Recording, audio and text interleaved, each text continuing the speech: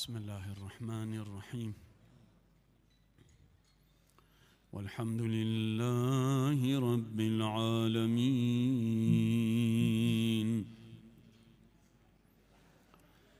ولا حول ولا قوة إلا بالله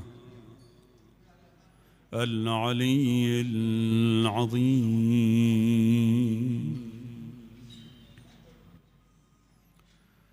صلى الله عليك يا سيدي ويا مولاي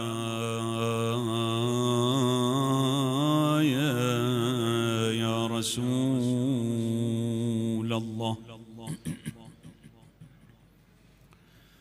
صلى الله عليك وعلى أهل بيتك المظلومين.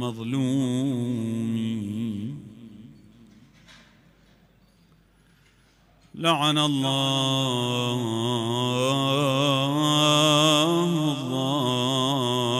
الظالمين لكم من الأولين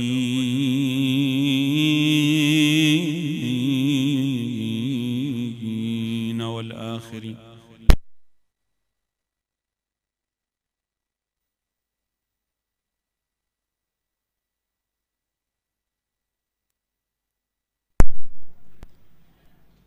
يا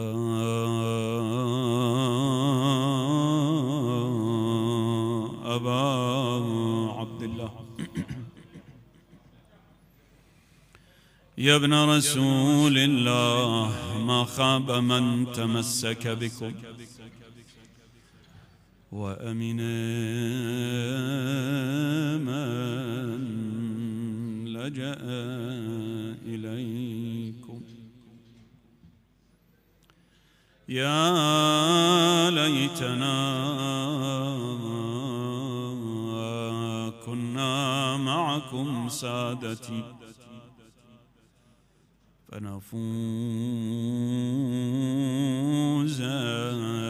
فوزا عظيما.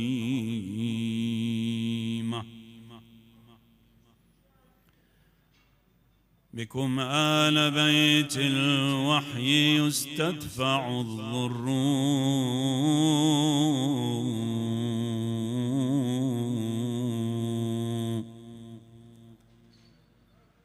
وفي فضلكم قد صرح الوحي والذكر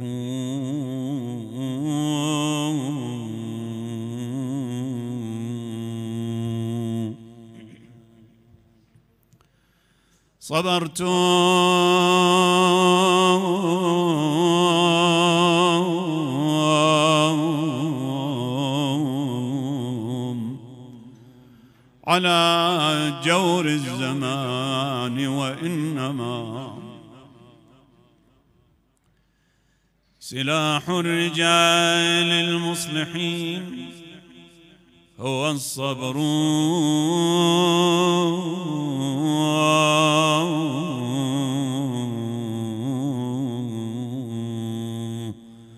عظيم على الإسلام ما حل فيكم. مصيبة عظيمة هذه جليلة. نحن في هذا المكان نقدم تعازينا إلى مولانا وسيدنا صاحب الأمر والزمان بمناسبة استشهاد جده الغريب غريب بغداد. عظيم على الإسلام ما حل فيكم من الضيم ما يشجي لسامعه الذكر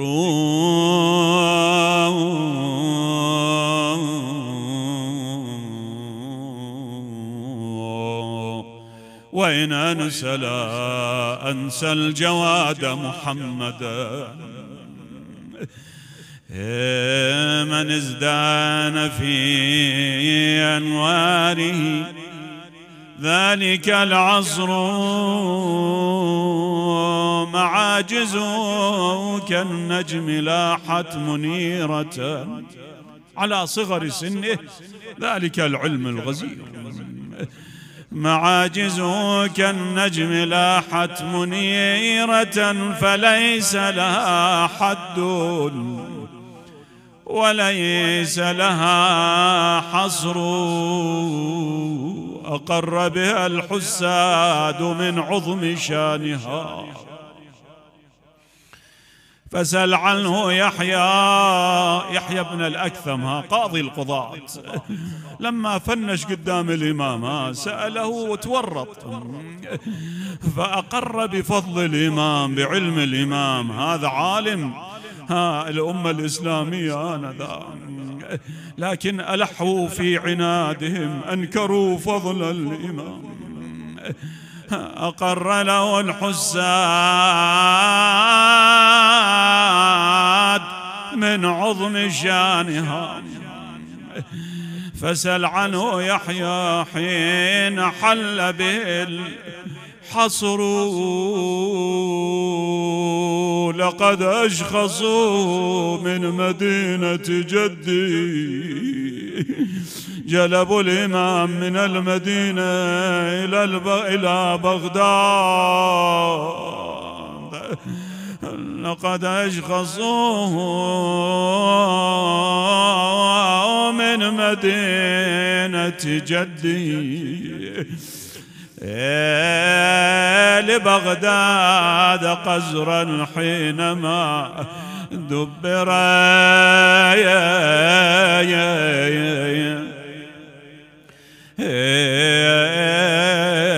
الأمر. أيوا إمامه وجواده وغريبه، ودزوا له سما على يد زوجة تلك المشؤومة، بها من أبيها كامن ذلك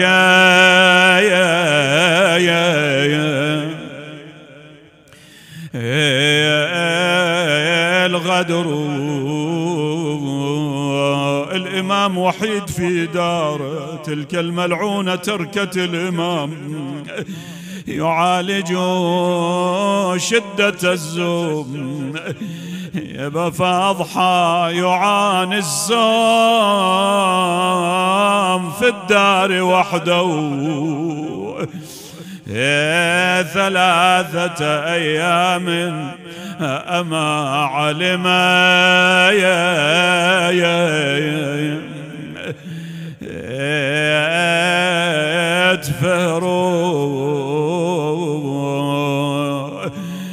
عين يا عين على الجواد ابكي بدمع دم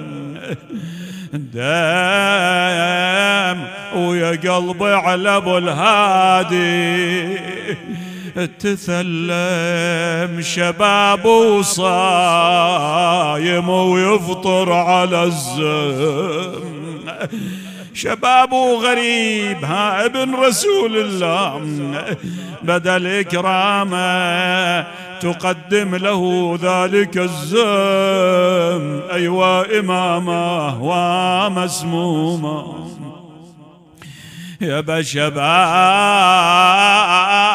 وصايم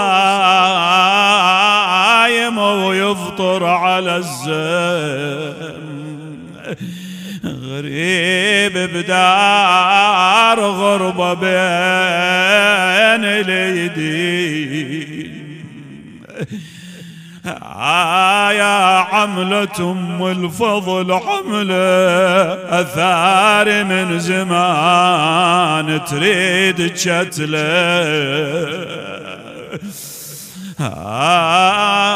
شلون انسى بني العباس واسلم مصايبهم على اولاد النبي.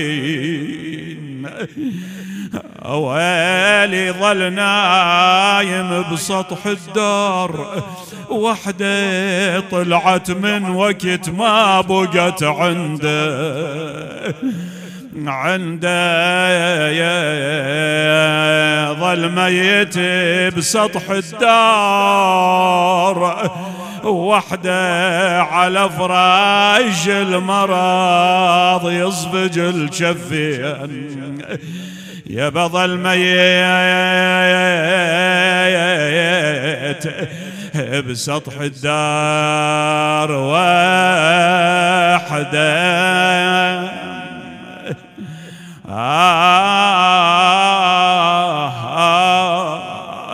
يا بطلعت من وقت ما بقيت عنده،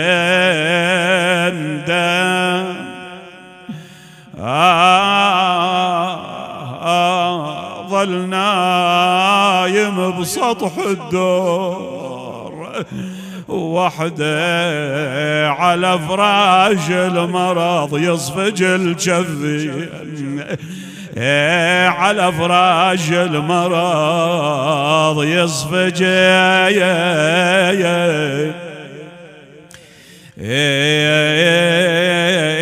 الجفين. لا حول ولا قوة إلا بالله العلي العظيم. وسيعلم الذين ظلموا آل محمد أي منقلب ينقلبون، والعاقبة للمتقين.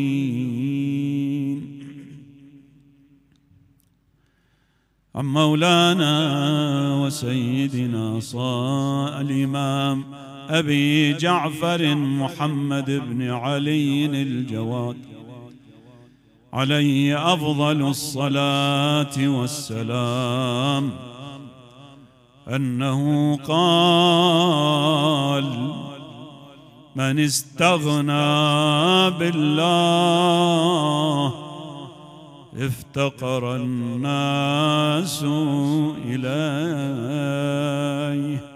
صدق مولانا وسيدنا عليه السلام، تعجيلا لفرج المولى صاحب الأمر والزمان، وتسلية لقلبه الشريف بمناسبة استشهاد جده الغريب غريب بغداد، ولقبول المجلس، قضاء الحوائج، غفران الذنوب، إدخال السرور على أمواتنا أمواتكم. ارفعوا أصواتكم بالصلاة على محمد وآل محمد.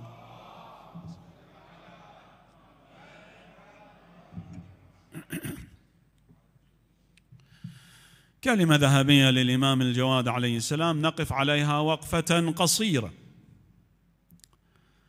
لنأخذ درسا وعبرة من هذه الكلمة القيمة والحكمة اللي خرجت من الإمام سلام الله عليه: من استغنى بالله افتقر الناس إليه. والحديث يقول: عبدي أطعني تكن مثل أو مثلي. إذا الإنسان اتكل على قدرة الباري، على عظمة الله عز وجل، الله عز وجل يرفعه: قل الله ثم ذرهم في خوض يلعبون. أما هذا اللي يعانى على أيدي الناس ويتكل على جاهه، قدرته، أمواله، مثل ما واحد متكئ على حائط بالي متداعي على ساعة يوقع، وهو همات يتداعى معه ينهار معه. من كان يريد العزة فلله العزة جميعا. تريد عزة، تريد عظمة، تريد شموخ، تريد رفعة، اتكل على الله عز وجل، استغني بالله. لا تستغني بأموالك ولا جاهك ولا شوف روحك شوف، استغني بالله عز وجل. وهذا ما نراه واضحا جليا في سيرة مولانا الإمام الجواد صلوات الله عليه. أنت لما تمر على حياة الإمام الجواد صلوات الله عليه تراها حياة حافلة بالفضائل والمناقب والمكارم، معجزة. الإمام مختصر القول معجزة. هنالك عدة نقاط ملحوظة في شخصية الإمام وفي إمامته وفي حياته تميزه صلوات الله عليه. أولا، تعلمون أن الإمام بعد الحسن والحسين عليهما السلام في الذرية، يعني احنا أهل البيت عادة شنو؟ أب إلى ابن، إلا الحسن والحسين عليهما السلام اللي هما أخوان. وقد مضت أكثر من 40 حوالي 46 سنة على حياة الإمام الرضا صلوات الله عليه ولم يرزق ولدا.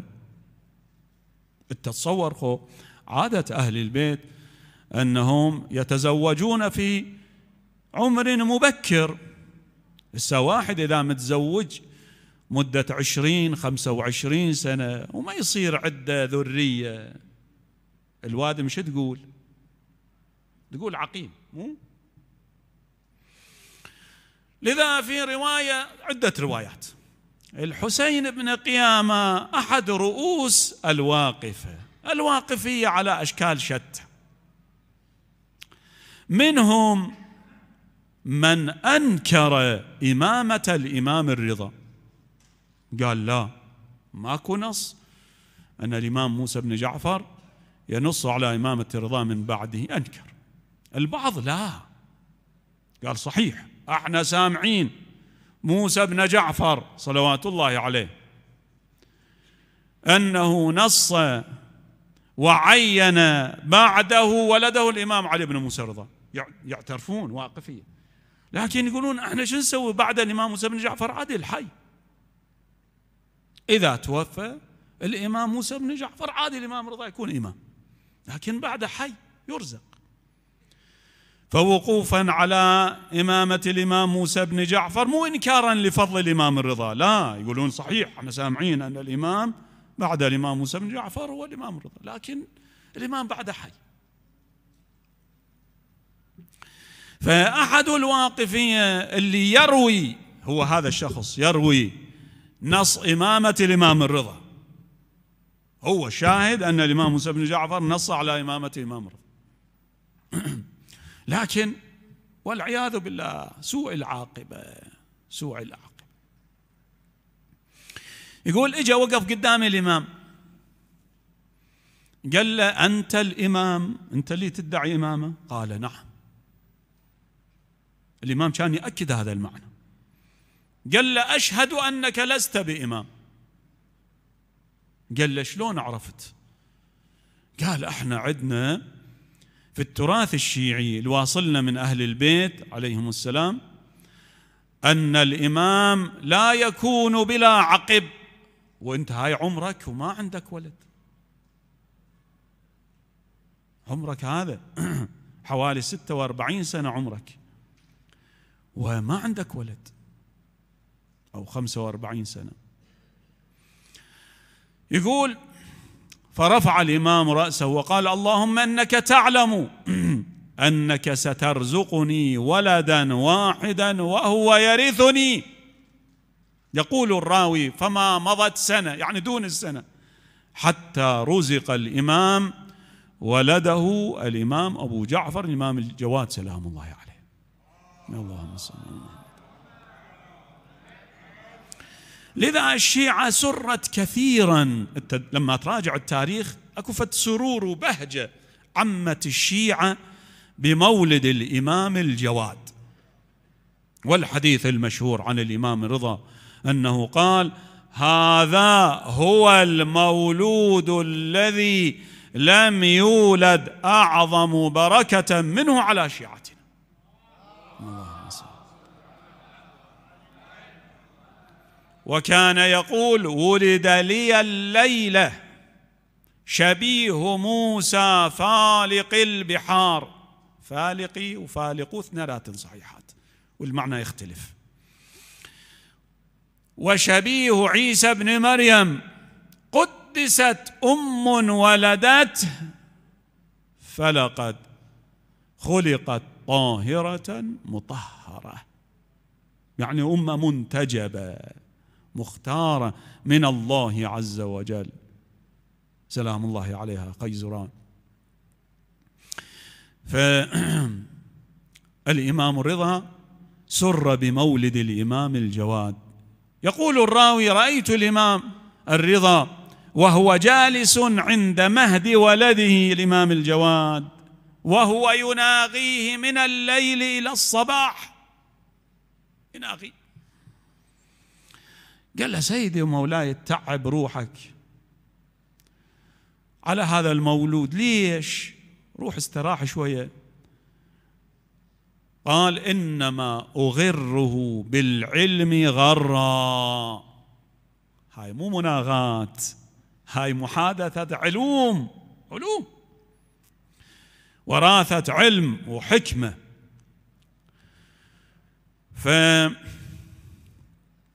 فالخصيصة الأولى أن الإمام الجواد عليه السلام ولد بعد يأس من بعض الشيعة وبعد شماتة من بعض المنافقين للإمام الرضا، شمتوا نكروا إمامته. والخصيصة الثانية الملحوظة في حياة الإمام الرضا عليه السلام، الإمام الجواد عليه السلام،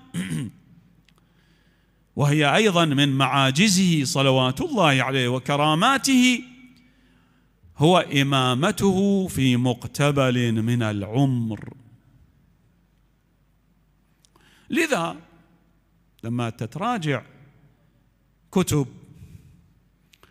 اللي كتبت في فرق المسلمين مثل كتاب الملل والنحل لهذا الإنسان المغرض، الإنسان الخبيث اللي كتب عن فرق المسلمين، لما يجي إلى ذكر الشيعة وفرق الشيعة يقول هذول ناس أغبياء. الشيعة يقول ناس أغبياء، ما عندهم فكر، ما عندهم عقل، كلهم حماقة، يعتقدون بإمامة النساء والصبيان. شوف شلون تشنيع. يقولون مثلا زينب بعد الحسين صارت وكيلة عن الإمام فهي إمامة مثلا، يعتقدون بهذا الشيء. يعتقدون بإمامة الصبيان، الإمام الجواد صبي، الإمام الهادي صبي، الإمام الحجة بن الحسن عجل الله تعالى فرجه الشريف استلم الإمامة وعمره حوالي 5 سنوات، صبيان هذول. تشنيع، لكن تشنيع بلا أساس. ونحن بحمد الله أغنياء بثقافة القرآن الكريم وبالسنة النبوية الشريفة. القرآن الكريم مصرح في يحيى بن زكريا يقول: وآتيناه الحكم شنو؟ صبية. وكذلك عيسى بن مريم عليه السلام، على نبينا وآله وعليه السلام، لما جاءت مريم عليها السلام حاملة به، حاملته وهو عمره ساعات، عيسى ساعات، وسألوها قالوا: يا مريم لقد جئت شيئا فريا، ما كان أبوك امرأ سوء وما كانت أمك بغيا. فأشارت إليه. قالوا: كيف نكلم من كان في المهد صبيا؟ عاد هو نطق، قال: إني عبد الله. ايش قد عمره؟ ساعات. قال: إني عبد الله آتاني الحكم وجعلني نبيا. زين، هو بعد ساعات عمره الله عز وجل جعله نبيا. فلذا هذه الحالة مو غريبة علينا، مو غريبة علينا أن إنسانا يكون منصوبا ومرسولا من قبل الله عز وجل وعمره يكون أنه في صغر سنه. آتاني الكتاب وجعلني نبيا وجعلني مباركا أينما كنت. هذا عيسى بن مريم صغير بعد. فكذلك الإمام الجواد مو غريب على الله عز وجل أن يكون الإمام الجواد بهذا العمر وهو شنو؟ نبي، هو إمام، ماكو إشكال. فلذا تشوف أنه الشيعة ما صار عندها فتشك وارتياب في قضية إمامة الإمام الجواد، الأمر كان واضح عندهم، واضح عندهم. ولكن أيد الله عز وجل إمامنا الإمام الجواد بأنواع الكرامات التي ظهرت على يديه صلوات الله عليه. هو هذاك المجلس اللي عقد لأنه المأمون جعل يقرب الإمام الجواد عليه السلام، يقربه. تدري الإمام الجواد أشخص إلى بغداد مرتين، يعني ما خلوه أنه يكون في المدينة ويعيش براحته أو يبث وينشر علوم جده وحلقات درسه براحته، لا، جلبوه قسرا إبعادا له عن شيعته، نفس الخطة اللي يجروها مع الإمام الرضا عليه السلام، ظاهر تكريم وحفاوة، لكن الواقع هو عدة أمور. أولا فصل الإمام عن شيعته، ثانيا الإمام يكون تحت رقابة شديدة من ناحية السلطة، وثالثا الإطاحة بشأن الإمام بشتى الأساليب، يعني التنقيص قدر الإمام. تارة يعقدون بعض المجالس لامتحان الإمام ويجمعون العلماء ومناظرات ومحاورات، هاي هم حدثت مع الإمام الرضا وهم حدثت مع الإمام الجواد عليه السلام. انت شوف قاضي القضاة كبير عالم ذاك الوقت جابوه حتى يختبرون الإمام، ولكن ما قدروا وباءوا بالفشل. قضية مفصلة وسامعين.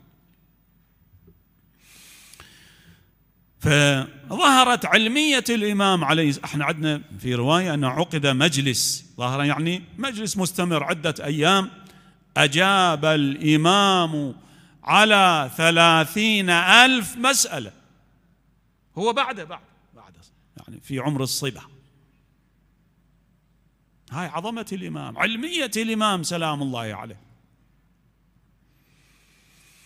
يقول يوم من الأيام الإمام جالس على نهر الدجلة في بغداد قاعد،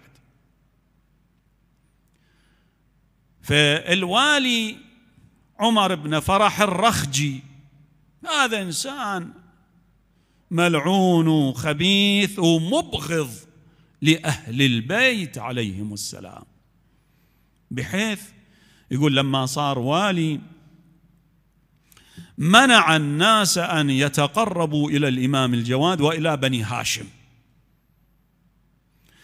واللي يسمع أنه موصل فد إعانة أو مساعدة لبعض الهاشميين يثقله عقوبة وغرامة، ينكل به. لذا كانت حالة بني هاشم سيئة جيدا. يقول بعض العلويات في ذلك الزمان في بيت واحد عدة علويات. تدري العلويات عادة تتصور، يعني حسب ما ذكر في التاريخ، بعد الإمام الحسين عليه السلام ما تزوجت علوية من ذرية الأئمة سلام الله عليه، ماكو. انت تصور الإمام موسى بن جعفر عنده حوالي 17 أو 18 بت، ولا وحدة تزوجت، ما تزوج. الظرف قاسي شديد. ايش حد اللي يوصل إلى بيت الإمام موسى بن جعفر ويخطب؟ يقول في بعض بيوت العلويات ما عدهن إلا عباية واحدة للصلاة مرقعة يتداولن عليها للصلاة واحدة. هيك أضروا بأهل البيت عليهم السلام. فهذا عمر بن فرح الرخجي يسأل الإمام سلام الله عليه مستهزئا بالإمام، يقول له أنا سامع الشيعة يقولون هاي نهر دجلة اللي قاعد يجري بمائه المتدفق، الشيعة يقولون أنت تعلم مكيال ماء دجلة، تعرف شقد كم شيلة، على قولة الزمان كم لتر. الإمام اطاع على عقله، مو أنت هذه من آداب الحوار والمجادلة، إذا واحد حاورك في أي موضوع اقتصاد سياسة دين لا تحاوره حتى ما تعرف عقيدته ومبدأ شنو يعتقد هو، شنو اعتقاده. إذا تختلفون بالعقيدة ما يفيد تجيب له أدلة. إذا واحد ما يعتقد بالقرآن تجيب له دليل من القرآن ما يفيد. كون تعرف شنو مستواه وشنو قناعته، تحاوره حسب قناعته. الإمام سأله قال له أنت تقول لي أنه متعجب أنه أنا الشيعة يعتقدون بي أنه أعرف مكيال ماء دجلة، أسألك الله عز وجل إذا أراد أن يعطي هذا العلم لبعوضة بقى يقدر يولا؟ قال له إيه الله قادر. قال أنا أكرم على الله من تلك البعوضة. شنو متعجب؟ من شنو متعجبت؟ من علم الله، من قدرة الله، من كرم الله لأوليائه. شوفوا شلون سكته هو هيك. فعظمة الإمام سلام الله عليه بدت واضحة، بدت واضحة للناس. عن محمد بن حسن بن عمار يقول كنت جالسا في المسجد في المدينة، رزقنا الله وإياكم زيارة قبر رسول الله عاجلا إن شاء الله. يقول كنت جالس أستفيد من العالم الجليل من نسل رسول الله، من علي بن جعفر أحد علماء الأمة علماء الطائفة، ابن الإمام الصادق أخو الإمام موسى بن جعفر، علي بن جعفر اللي أكو فت قبر منسوب في قلزار منسوب إلى، لكن المحققون يقولون أنه الأفضل والأجدر أنه دفن في عريض، لذا يسموه عريضي. هو هناك كان بيته في المدينة قريب من منطقة اسمها عريض. فالمهم علي بن جعفر عالم من العلماء، يقول أنا سنتين أروي عن علي بن جعفر الأحاديث اللي يرويها عن أخيه موسى بن جعفر أكتبها سنتين. يقول قاعدين بالمسجد وإذا به سطع نور الإمام الجوان سلام الله عليه، اللهم صل على محمد، دخل في المسجد وهو بعده صبي شباب. انت تصور الإمام استلم الإمامة وعمره في بعض الروايات 6 سنوات، وعلى المشهور 9 سنوات عمر. بس بالله عليك إذا احنا واحد في مجلس والكبارية وشيبة قاعدين ويدخل فالولد عمره 9 سنوات، منو يعترف به؟ منو يعترف به؟ يقول فدخل الإمام الجواد عليه السلام وعليه عمامة ولها ذؤابتان قد أرخى أحدهما خلف كتفه وأحدهما على صدره. دخل المسجد وخلفه الخادم موفق الخادم. يقول لما نظر علي بن جعفر إلى شخص الإمام هرول، هو قاعد افترض على منبر قاعد يدرس أستاذ والواد ملتمة وقاعد يكتبون من عنده درس، يقول عاف الدرس يا درس يا شيء، يقول هرول إلى الإمام سلام الله وقبل يده. وأي عظيم، يعني هو يصير عم أبوه، عم الإمام الرضا.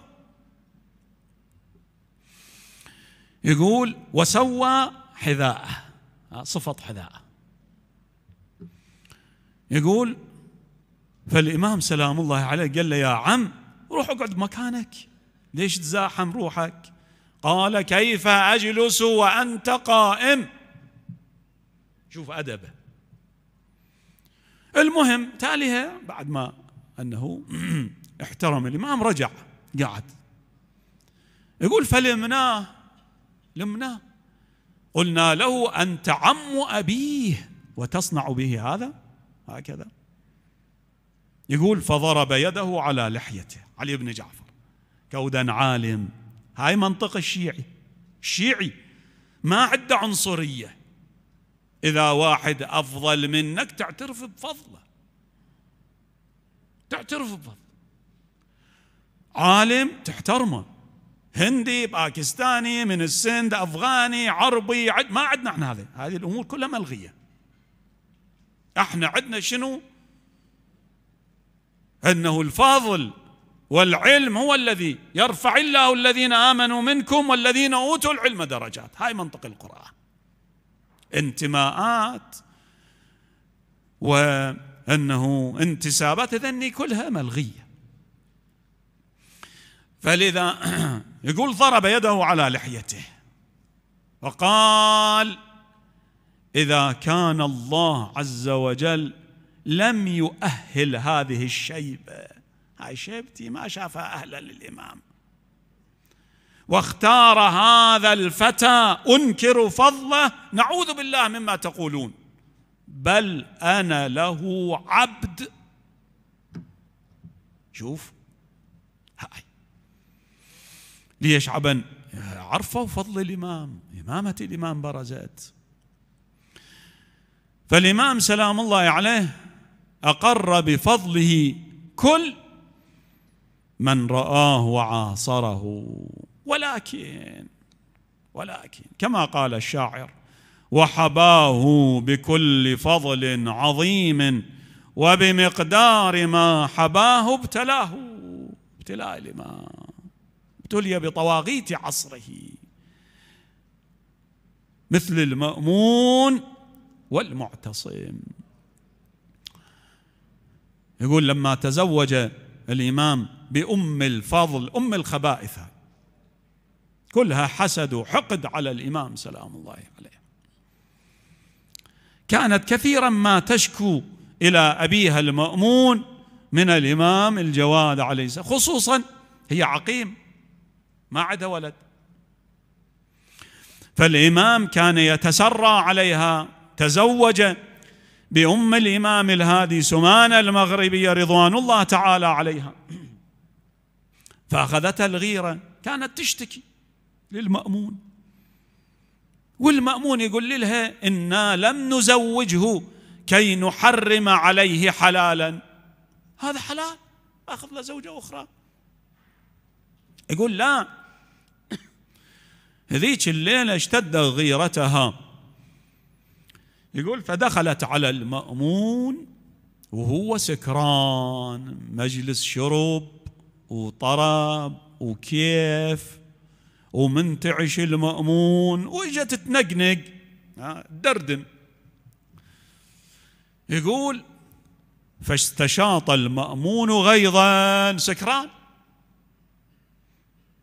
فقالت له إن هذا يشتمك ويشتم بني العباس ويشتم أباك، تهمة كذب بهتان على الإمام الجواد. يقول فأخذ سيفه المأمون ودخل على الإمام الجواد وهو في فراشه، فعلاه بالسيف. يقول فجعل يضرب الإمام نايم، ثم وضع السيف في حلقه فذبحه. يقول هي شردت، شافت حالة مو طبيعية، هذه متهستر الرجل. يقول فلما أصبح الصباح صبح وطارت منه نشوة السكر، دخلت عليه هاي اللعينة، قالت أبه تدري ايش سويت البارحة؟ ايش سويت؟ قضية كيت وكيت. قال شو تقولين؟ يقول صاحب خادمه ياسر، قال هاي الملعونة شو تقول؟ قال صحيح، انت البارحة سكران ودخلت على نسيبك الإمام الجواد وسويته وذر. يقول فقال له يا ياسر الحقنا فقد افتضحنا، روح الحق شوف شنو أخبار الإمام. يقول دخلت على بيت الإمام استأذنت وإذا بالإمام جالس في مصلاه وهو يستاك بمسواكه بعد صلاة الصبح. يقول تعجبت الإمام قاعد، أنا البارحة مشاهد المأمون دخل على الإمام وش سوى بالإمام. يقول فأريد أتأكد من جسد الإمام. يقول أيام شتاء الإمام لابس هدوم شتوية، ملابس شتوية. قلت سيدي ومولاي أريد أن أتبرك بملابسك، أريد أشوف جسد الإمام. قال نأمر لك بثياب. قال له لا، أريد هذا الثوب اللي على جسدك الشريف، هذا الملاصق أتبرك به. الإمام يدري. يقول فخلع، فتح قميص هذا اللابسه الطاهية. يقول نظرت إلى جسد الإمام كأنه العاج يبرق.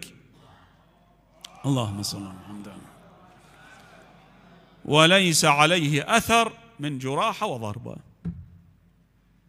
عبا بعد أجل الإمام ما واصل، لكن هضيمة الإمام يقاس، يعني في كل لحظة الإمام مخاطر بحياته. محمد بن علي الهاشمي يقول دخلت على الإمام صبيحة عرسه بأم الفضل بعد نسيب المأمون، والإمام جاي له الكبراء والوزراء والقواد يباركوا له ويهنوه. يقول وقد شربت من الليل دواء، أريد تشوف حالة الإمام. يقول فحضرت عند الإمام أول الناس، يقول طال بي المجلس عطشت. يقول فنظر إلي الإمام الجواد سلام الله عليه، إمامك يدري بيك، يعرف بأحوالنا، يدري حتى بخواطرنا اللي تجري في أذهاننا يعرفها. الحديث عن الإمام الباقر يقول له يا مرازم إذا كانت هذه الجدران تحول بيننا وبينكم إذا ما الفرق بيننا وبينكم؟ تتصور هاي الجدران وهاي تحول بيننا وبينكم ما نعرفكم. يقول عطشت، نظر إلي الإمام قال لي يا محمد عطشان؟ قلت نعم. فأمر بالخادم أن يأتوا بماء. يقول هو الخادم راح يجيب ماء، أنا أخذني ما تقدم وما تأخرت، ندمت. ليش؟ قلت الآن يأتونه بماء فيه سم لقتله، أنا أروح ضحية. شنو معناته؟ يعني الوادم كلها تدري أن الإمام مخاطر بحياته في كل لحظة، ما مأمن على روح، يعني حد للغد. هذا إنسان عباسي من بني العباس. أنت أعطيك فد نكتة فائدة تفيدك بالتاريخ. إذا بالتاريخ تاريخ أهل البيت من بعد الإمام الصادق عليه السلام، إذا قالوا فلان الهاشمي يعني عباسي، يعني من بني العباس، هاي لقب كان معروف، هذا عباسي من بني العباس. يدري. يقول هسه راح يجيبوا له سن. يقول جابوا الماء. يقول فنظر الإمام إلي فتبسم، قال لي الخادم، قال لي يا خادم صب خلاني أشرب حتى يأمن ذاك. يقول فالإمام خضر مقدار من الماء شربه حتى هذا يأمن اطمأن. قصدي الإمام كان في حالة أهبة واستعداد لنزول المصائب عليه، زائدا إلى محاولات المأمون لفتنة الإمام سلام الله عليه. الإمام أسوة وقدوة لشبابنا، مع الأسف الشباب في هذا الزمان غير مكان وأهواءهم غير. باوع للمجلس القي نظرة كم شباب عادة شيبة صار. الشباب وين؟ غير تفكير. ها؟ فالإمام الجواد عليه السلام أسوة وقدوة، قدوة لنا لشبابنا خصوصا. المغريات كثيرة أنا أقول لك، والنفس تميل إلى الشهوات، تميل، لكن الله عز وجل معطي للإنسان قدرة للاستقامة. يقول كان المأمون يأمر، تصور بيت الإمام الجواد ملاصق لقصر المأمون، عبارة عن حجرة من حجرات القصر، هيك يقول.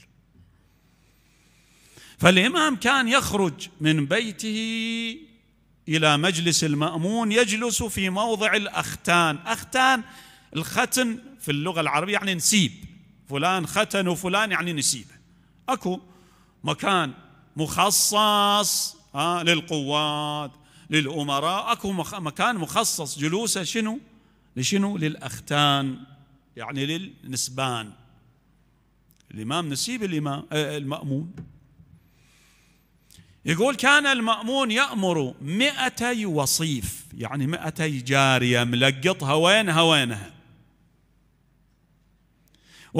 بيد كل واحدة جام فيه جوهر، يتلقون الإمام 200 وحد، والإمام يخرج وهو مطأطئ برأسه، مطأطئ برأسه.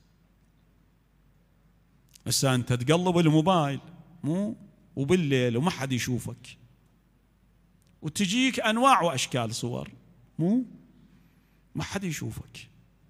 ألم يعلم بأن الله يرى؟ الله خو يشوفك، وحجة الله وبقية الله يشوفك. فالإمام الجواد سلام الله عليه لا يرفع طرفه.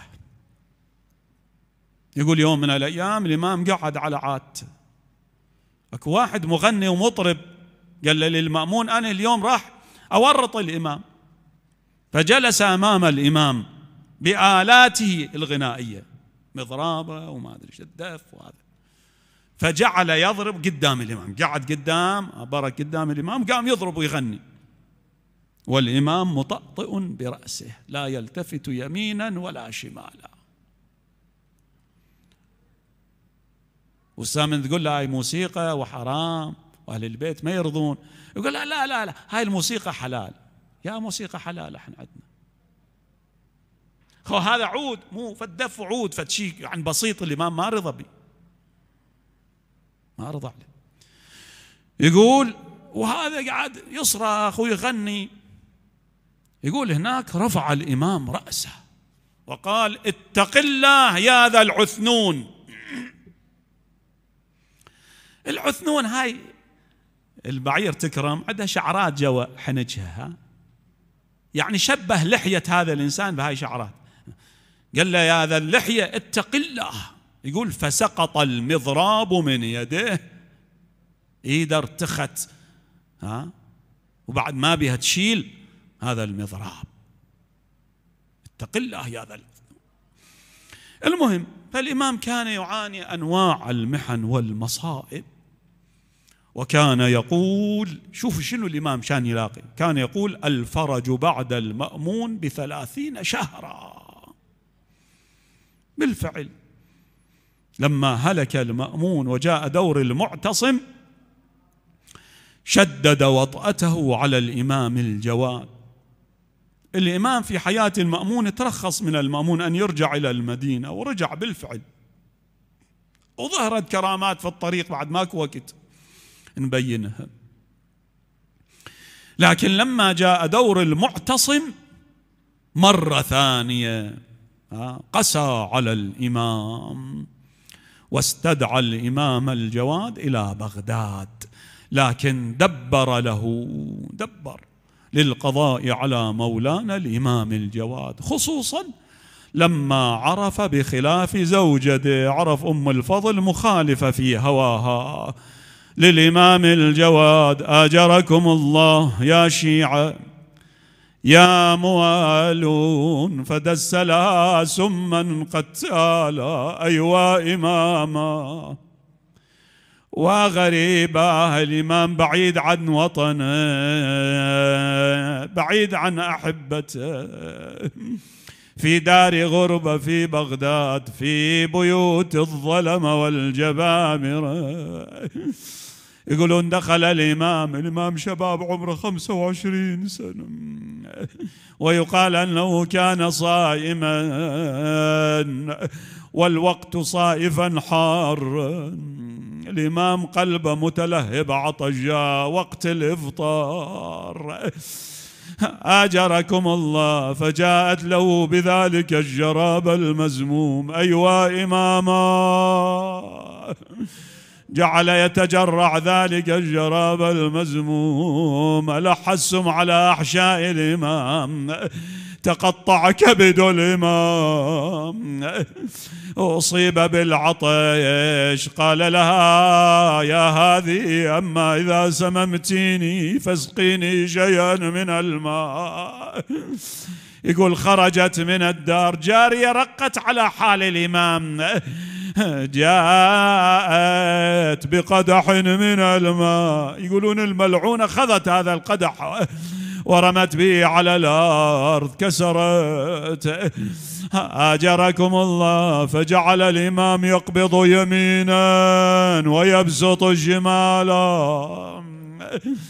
يبدو الإمام كان الهواء حار على سطح الدار، فبقي الإمام وحده، أغلقت البيبان. الإمام يصيح العطش، أمرت الجواري أن يصفقن حتى لا يسمع صوت الإمام. خرجت من الدار، بقي الإمام لوحده 3 أيام. الإمام بقي وحيدا فريدا، يا روح المصطفى لتسطع أنواره، روح المصطفى لتسطع أنواره. قضى مسمومة ويلي بسطح داره،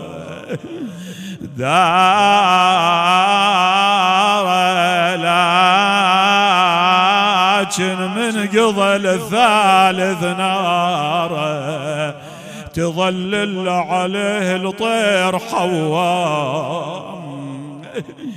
يقول افتقدت الشيعة إمامها 3 أيام، الإمام ما طالع.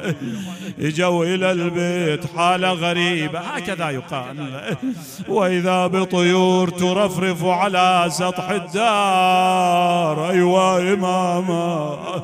صعدوا إلى السطح، وإذا بإمامكم متمدد تحت حرارة الشمس. رحم الله من نادى وإماما ومسموما وسيدا. أويلي أويلي على إمامكم المزموم،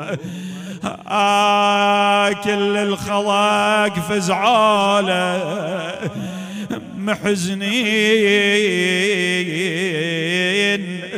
محزنين وداروا على ابن الرضا، وتبكي العين الكل منهم ينادي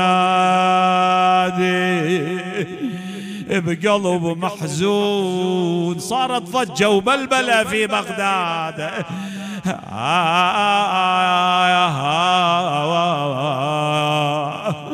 خرجوا يهرعون ينادون وإماما وسيدا.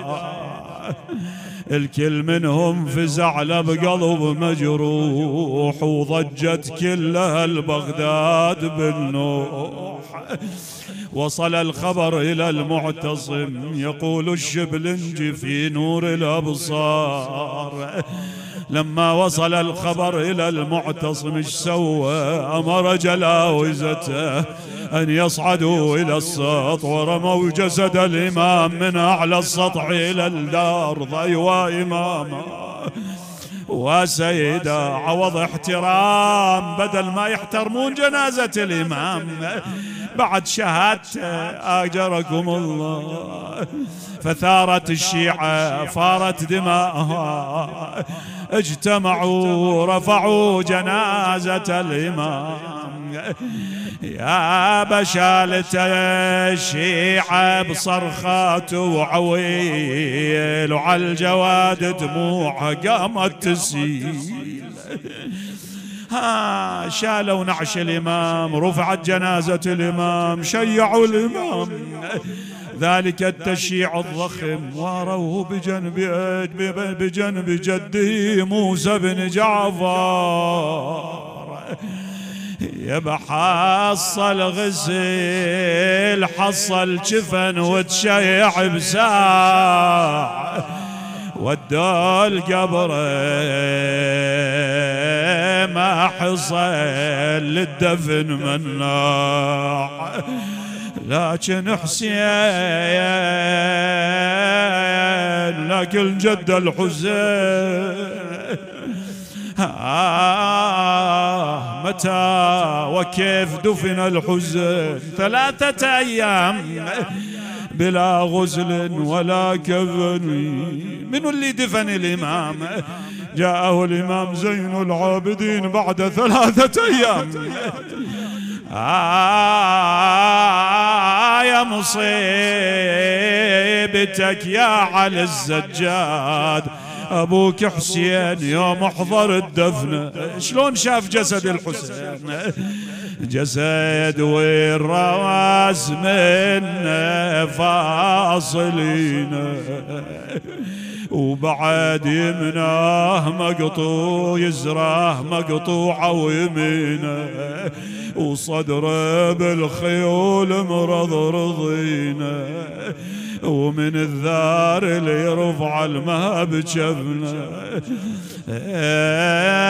ومن الذار اللي يرفع الماء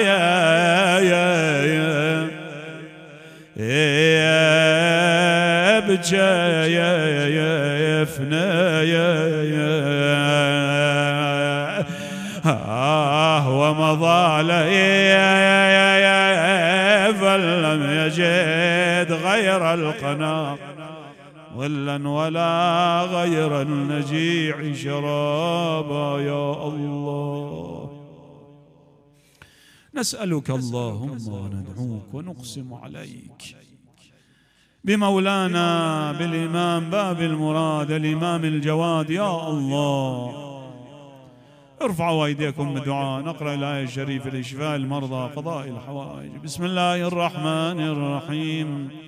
أما يجيب المضطر إذا دعاه ويكشف السوء، أما يجيب المضطر إذا دعاه ويكشف السوء، أما يجيب المضطر إذا دعاه ويكشف السوء، أما يجيب المضطر إذا دعاه ويكشف السوء، أما يجيب المضطر إذا دعاه ويكشف السوء. يا الله يا الله يا الله يا الله يا الله يا الله يا الله يا الله يا الله يا الله. صل على محمد وآل محمد وعجل لوليك الفرج، واجعلنا من أنصاره وأعوانه ومن المستشهدين بين يديه. شافي كل مريض يا الله، المرضى المنظورين، من سألنا الدعاء، من حضر مجلسنا هذا، اللهم ألبسهم ثوب الصحة والعافية عاجلا يا الله. اللهم اقض حوائجنا، فرج عن كل مكروب، فرج عن المؤمنين في مشارق الأرض ومغاربها، وأهلك أعداء الدين يا رب العالمين. اللهم اغفر ذنوبنا واستر عيوبنا، وسع في أرزاقنا، اهد شبابنا، لا تخرجنا من هذه الدنيا حتى ترضى عنا يا الله. تقبل هذا القليل منا ومن الحاضرين والمسببين والمقيمين والباذلين والعاملين في هذه الحسينية المباركة بخير قبولك إلى أرواح أمواتهم، أمواتنا أمواتكم، العلماء الشهداء، روح السيد الإمام من مات على الإيمان. نهدي للجميع ثواب سورة الفاتحة تسبقها الصلوات.